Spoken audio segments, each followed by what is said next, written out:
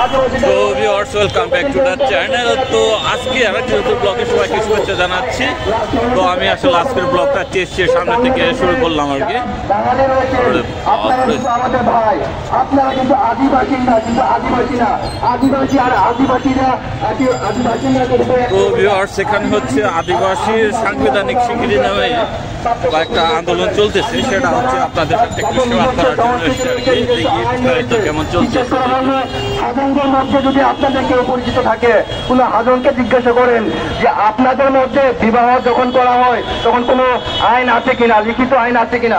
এখন পর্যন্ত কোনো হাজনের বিবাহের ক্ষেত্রে কোনো লিখিত আইন নাই, কিন্তু আমি 100% গ্যারান্টিতে বলতে পারবো হাজনের মধ্যে কোনো ডিভোর্স নাই। ঠিক আছে, তাই বলতে চাই সংবিধানের যত ধারা অথবা আকাশের যত ধারা তার থেকে কিন্তু আরো বেশি ধারা আছে, কিন্তু আদিবাসীদের নিজস্ব অনেক ধারা আছে যেগুলো অলিখিত। সে অলিখিত ধারার মাধ্যমে আমরা চলি, তার কারণে আমরা যাদের সংহতি রেখেছিল তাদের বিরুদ্ধে আমরা শাস্তি চাই। তাই পরিশেষে আবারও বলবো আদিবাসীদের বিজয় হবে যদি আমরা আমাদের রাজপথে লড়াই করি। তাই সে কারণে আদিবাসী কখনো পিছপা হবেন না এবং আমাদের অস্তিত্ব এবং আদায় রক্ষায় আমরা সবসময় লড়েছি এবং মৃত্যুর আগ পর্যন্ত লড়ে যাবো যদি আমাদের আদিবাসীদের অস্তিত্বে এবং অধিকারে যদি কোনোভাবে আঘাত আনে। আবারও সবাইকে ধন্যবাদ জানাই। আদিবাসীদের জয় হোক, আদিবাসীদের সাংবিধানিক স্বীকৃতি অবশ্যই দিতে হবে। ধন্যবাদ নাই মহাসংসদ।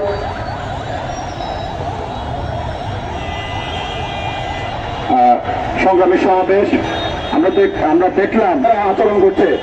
আমরা আওয়ামী লীগের পটুয়া ছাত্র সংগঠন ছাত্রলীগ বিভিন্ন ক্যাম্পাসে বিভিন্ন সময়ে সাধারণ ছাত্রদের উপর তাদের অধিকার আদায়ের কর্মসূচিতে যেভাবে হামলা চালিয়েছে, তাদের মুখ বন্ধ করে রাখতে চেয়েছে, নৃশংস হামলা চালিয়েছে, তারই ধারাবাহিকতায় আমরা লক্ষ্য করি।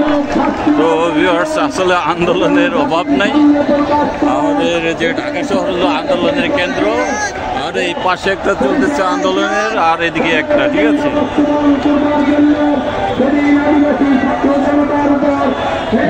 হামলা চালিয়েছিল যদি দৃষ্টান্তমূলক শাস্তি হয় তাহলে এই যুক্ত সংগঠন আর কখনো তার উপর হামলা চালানোর সাহস দেখাবে না। আমরা সংবিধানের স্পষ্ট করে বলতে চাই, সাধারণ মানুষের উপর ছাত্রদের উপর যে নিপীড়ন চালিয়েছিলেন, সেটি আপনাদেরকে ধিক্কার জানিয়েছিলেন, সেটির জন্য আপনাদেরকে স্বীকারোক্তি হয়েছে। আপনার বেতনের টাকা হয় ফলে তার প্ররোচনায় কোন জাতিগোষ্ঠীর উপর হামলা চালাতে কাউকে সহযোগিতা করবেন না। এবং আমি স্পষ্ট ভাষায় বলতে চাই যে এই পাঠ্যপুস্তক থেকে আদিবাসীদের গ্রাফিতি তুলে দেওয়া হয়েছে, সেখানে আবার পুনর্বহাল করা হোক এবং সংবিধান সংস্কারের নামে যে একটি গোষ্ঠী অন্যদের উপর আধিপত্য বিস্তার করছে। আমরা সরকারের এই ঘটনার পরে দেখেছি সরকার দুঃখ প্রকাশ করেছে এবং গ্রেফতার করেছে জিএমকে। এর আগে আমি সরকারকে প্রশ্ন করতে চাই, তাহলে এই সংগঠনের দাবির প্রেক্ষিতে আপনারা কেন দাবিতে উঠে ফেললেন? সে জবাব দিতে আগে করতে হবে। কেন একটা ভূতের একটি মৌলবাদী সংগঠন, একটি ধর্মীয় সংগঠন যারা স্টুডেন্টদের সেমিনারটি নামে এসেছে, যাদের অস্তিত্ব আমি ঢাকা বিশ্ববিদ্যালয়ের ষোলবার তারা দুঃখ প্রকাশ করতে পারে, তাহলে সেই সংগঠনের দাবিতে কেন সেই গ্রাফিতি তুলে নেওয়া হলো? সরকারকে এটি ব্যাখ্যা আগে দিতে হবে। যে সরকার হয়েছে একটি অভ্যুত্থানের মধ্য দিয়ে, সেই সরকার অভ্যুত্থানের যে মৌলিক ম্যান্ডেট সেটির বিরুদ্ধে অবস্থান নিচ্ছে কেন? আমাদেরকে সরকার অবস্থান স্পষ্ট করতে হবে। আমরা জানতে চাই যে জায়গা থেকে টেক্সট বুকে এই গ্রাফিতি যুক্ত করা হলো, যেখানে মূল এসেন্স ছিল একটি গাছ, সেখানে যে পাতাগুলো ছিল সে পাতাগুলো এক একটা বাংলাদেশের বহুত্ববাদের প্রতীক, এক একটা বাংলাদেশের বৈচিত্র্য প্রতীক। হিন্দু, মুসলমান, বৌদ্ধ, খ্রিস্টান, আদিবাসী এবং অন্যান্য যারা আছে ট্রান্সজেন্ডার থেকে দলিত থেকে সকালে এই দেশকে সমৃদ্ধ করেছে। ভিউয়ার্সে যে দেখতে পাচ্ছেন এখানে কিন্তু আসলে আদিবাসীদের সাংবিধানিক স্বীকৃতি দাও দেওয়া আছে, আর ওই পাশে হচ্ছে কেটে দেওয়া হয়েছে কালো কালি দিয়ে উপজাতি লেখা হয়েছে। হ্যাঁ, তার মানে বোঝা যাচ্ছে যে এখানে উপজাতি আর আদিবাসীদের কতটা মানে এরা কি বলবো, এরা বিরুদ্ধে আর কি। হ্যাঁ, এই যে আদিবাসী শব্দের বিরুদ্ধে কিন্তু এই কারণে উপজাতি লেখা হয়েছে আসলে।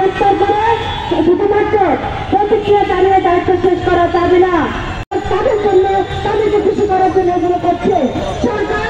সকলেই হবে, কাউকে খুশি করার জন্য না, কোনো মজাবিশ্বের গোষ্ঠীকে খুশি করার জন্য না, কোনো ধর্মীয় গোষ্ঠীকে খুশি করার জন্য না। স্পষ্ট জবাব দিতে হবে এবং স্পষ্ট অবস্থান এই সব অবস্থিত আমরা ঘোষণা করতে চাই। সকলকে আমরা শুভেচ্ছা জানাচ্ছি এবং এই প্রতিবাদ সাহেব প্রতিবাদী অবস্থান জারি রাখার জন্য সকলকে আমি অভিনন্দন জানাচ্ছি এবং সকলকে বলছি এই বিষয়ে দেখতে পাচ্ছেন অনেকে কিন্তু বিভিন্ন সাংবাদিক বিভিন্ন মিডিয়া কিন্তু এখানে জড়ো হয়েছে। হ্যাঁ, আপনি নিচ্ছে এই অবস্থা আর কি। পুরোটা দেখতে পাচ্ছেন আমাদের পাশে একটা ইন্টারভিউ দিচ্ছেন সমকাল টিভিতে, সমকাল পত্রিকায়। সরি, হামলাকারীদের এবং সাধারণ শাস্তি দাবিতে সে সাথে পাঠ্যপুস্তকে যে গ্রাফিক ছিল সেই গ্রাফিকটা পুনর্বহালের দাবিতে এবং আদিবাসী হিসেবে দাবিতে আমরা আজকে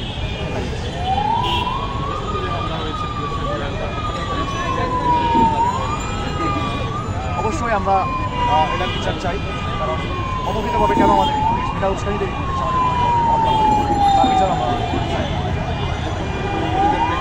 না। আমরা এখন পাঠ্যপুস্তক থেকে বিদেশি সৌন্দর্যবাদী যে শক্তি, সেই শক্তির তো ভিউয়ার্স যে নামটা অর্থাৎ আদিবাসী যে নামটা কেটে দেওয়া হয়েছিল সেটা আবার পুনর্লিখন চলতেছে, আবার নতুন করে লেখা হচ্ছে আর কি। দেখতে পাচ্ছি তারা বিচ্ছিন্নতাবাদী নয়, তারা বাংলাদেশের অংশ হতে চায়।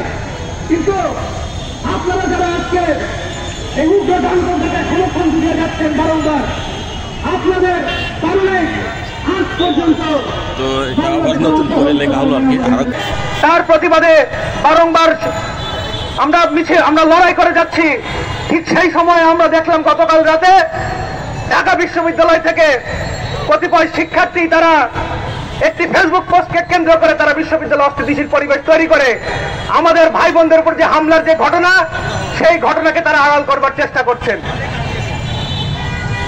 আমরা দেখেছি যে গোষ্ঠীটি আদিবাসীদের উপর হামলার ঘটনায় তারা কণ্ঠাসা হয়ে পড়েছিল, তারা আবার সরকারকে শক্ত হাতে এই ধরনের বিশৃঙ্খলা আপনাদের প্রতিহত করতে হবে। আপনারা যদি এই সন্ত্রাসী গোষ্ঠীগুলোকে মদত যোগানো বন্ধ না করেন, তাহলে আপনাদেরও পরিণতি স্বৈরাচার হাসিনা সরকারের থেকে ভিন্ন কিছু হবে না। ছাত্রদের উপরে হামলা করে এই ভূখণ্ডে কেউ ক্ষমতায় থাকতে পারে নাই, সেটা স্বৈরাচার আইয়ুব যেমন পারে নাই, এরশাদ যেমন পারে নাই, হাসিনাও পারে নাই। আপনারা যদি সেই ছাত্রদের উপরে হামলার সেই ইতিহাস যদি পুনরাবৃত্তি ঘটাতে চান, তাহলে আপনাদেরও পরিণতি সুখকর হবে না। সংগ্রামী বন্ধুগণ, গ্রাফিটি পাঠ্যপুস্তক থেকে বাদ দেওয়া হয়েছে, তা পুনরায় সংযুক্ত করতে হবে। আপনারা দেখতে পাচ্ছেন পাঠ্যপুস্তক থেকে কতগুলো মিডিয়া উপজাতি এবং ক্ষুদ্র নিগোষ্ঠী জাতীয় শব্দ বাদ দিয়ে অবশ্যই আদিবাসী শব্দ ব্যবহার করতে হবে। গত 15 জানুয়ারি এবং 16 জানুয়ারি এনসিডিবি কার্যালয়ের অভিমুখে বিক্ষোভ করেছিলেন। আমরা দেখেছি তো ভিউয়ার্স, আমি আপনাদের একবারে পিছন দিক থেকে দেখাই আর কি যে কিরকম। হ্যাঁ, এই যে দেখতে পাচ্ছেন, যদিও লোকজন এত বেশি হয় নাই, কিন্তু যারা এসেছেন প্রায় সবারই বোঝা যাচ্ছে স্টুডেন্ট। এই যে দেখতে পাচ্ছেন, আমি দূর থেকে একটু ক্যাচ করার চেষ্টা করলাম। বিচারের দাবিতে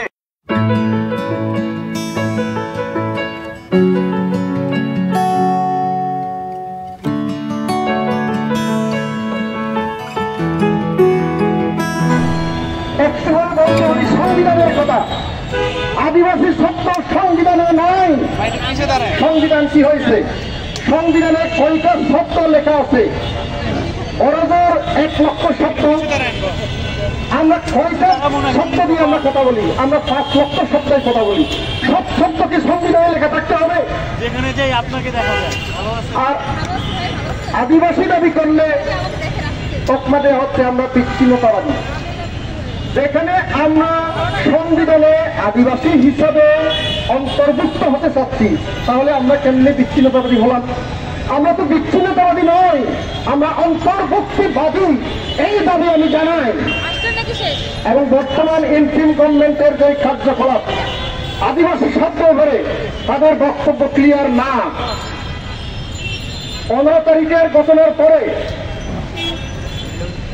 ইন্টিম গভর্নমেন্টের পক্ষ থেকে একটা বিবৃতি দেওয়া হলো, সেখানে বলা হয়েছে এথনিক মাইনরিটি।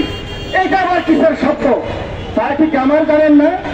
ডক্টর ইউনূস সাহেব নোবেল বিজয়ী মানুষ, তার তো জানা থাকার কথা।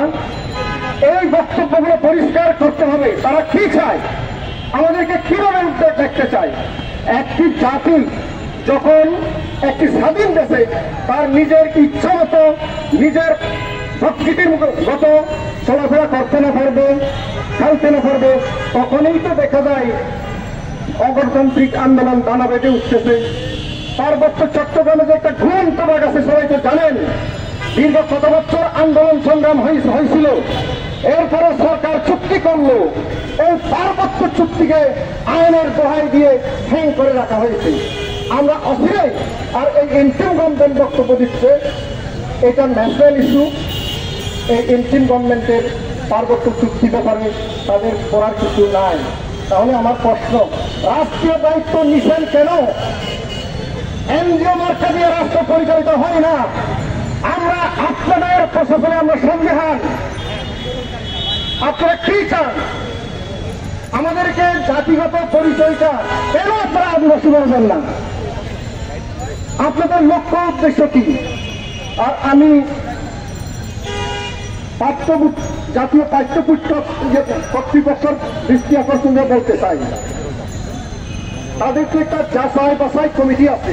পুস্তকে কি থাকবে, কি থাকবে না, কি লেখা হবে, লেখা হবে না, যাচাই বাছাই করে চিন্তা ভাবনা করে তাই তারা অন্তর্ভুক্ত করে।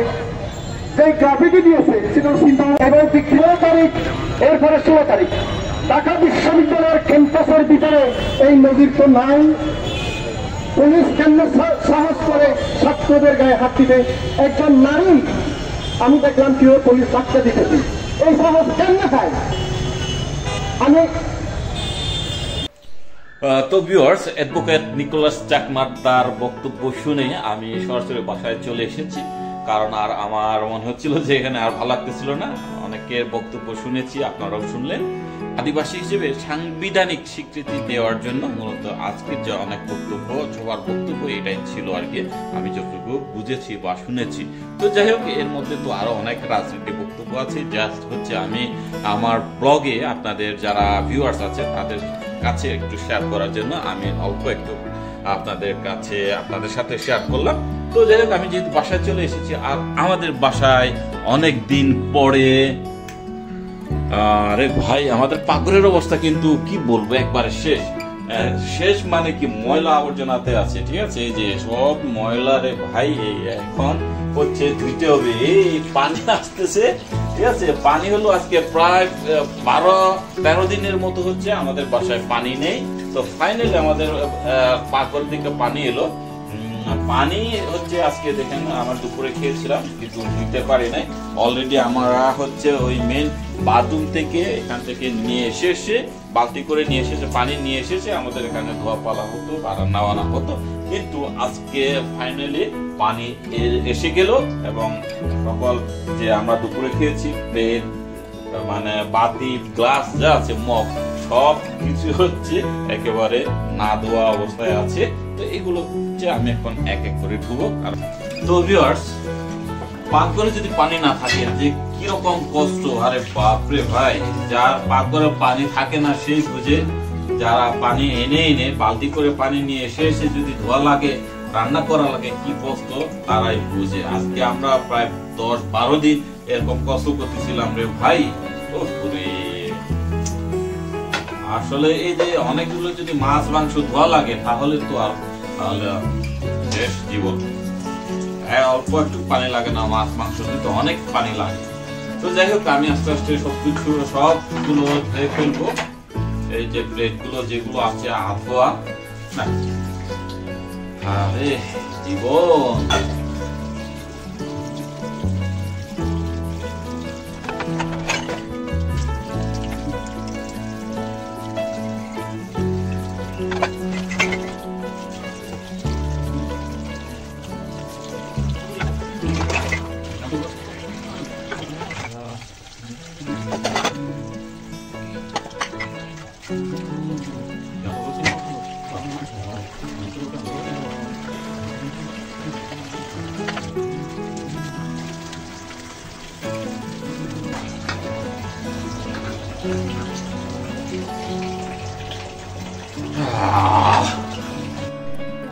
তো ভিউয়ার্স, তুরুং এবং তীর্থ হচ্ছে বাইরে খেলা করতেছে।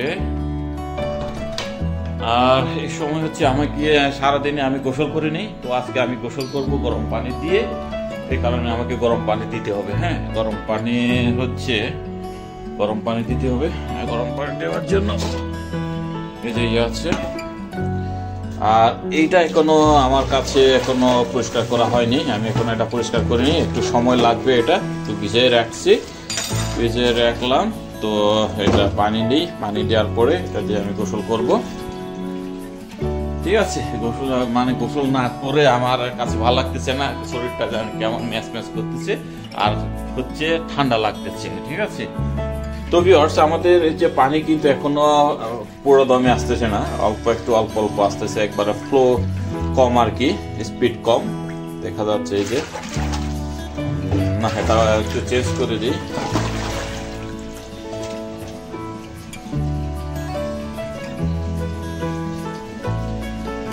এলোমেলো হচ্ছে।